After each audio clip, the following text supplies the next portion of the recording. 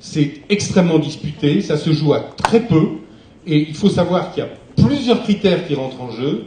Il y a à la fois l'innovation, qui est le critère principal, mais il y a également la reproductibilité, le caractère partenarial que ça engendre, les effets sur économiques et les vertus, naturellement, sur les écosystèmes.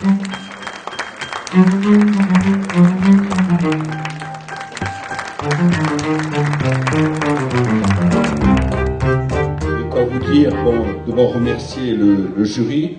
C'est une belle histoire d'homme et vous dire aussi par rapport à ce qui s'est dit ce matin que l'ensemble de la commune, ça marche aussi bien au niveau de l'agriculture qu'au niveau de l'éco-construction, qu'au niveau de la démocratie participative et qu'on essaye vraiment d'être un laboratoire à échelle d'un territoire de ce qu'est ou ce que pourrait être le développement durable d'une manière globale.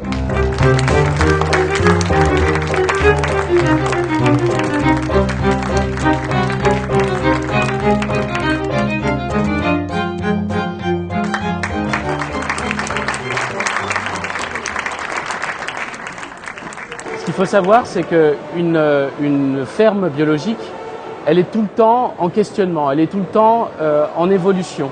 Et elle essaye de faire évoluer ses pratiques agronomiques.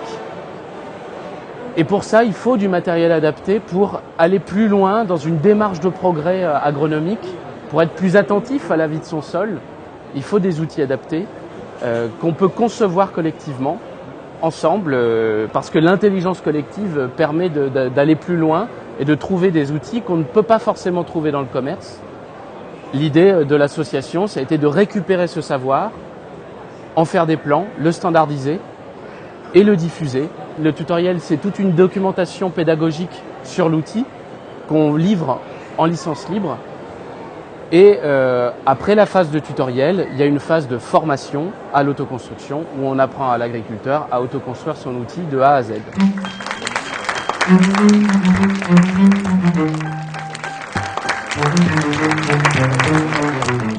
Je voudrais simplement dire que Biscru existe pour deux raisons. C'est d'abord une entreprise militante qui se bat pour ses convictions et qui place l'être humain au centre de ce que l'on fait. Sans ça, de faire du bio, ça n'a pas de sens. Et la deuxième chose, c'est d'expliquer aux gens qu'il ne suffit pas de manger bio pour bien se nourrir et que la nutrition est un combat de tous les jours.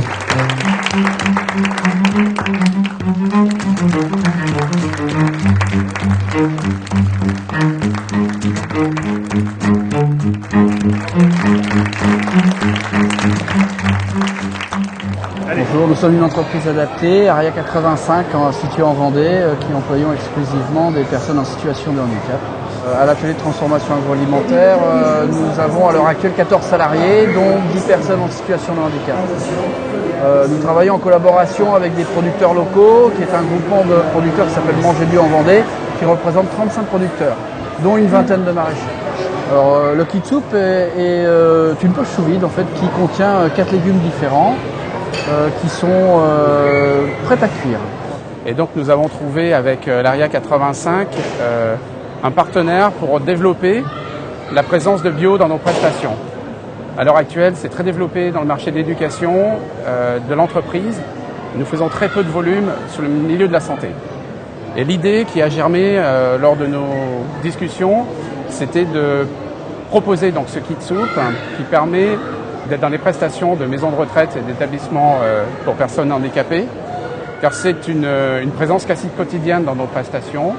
Et en cela, pour l'agriculture locale, ça permet d'avoir des volumes très présents tout au long de l'année sans aucun pic de production.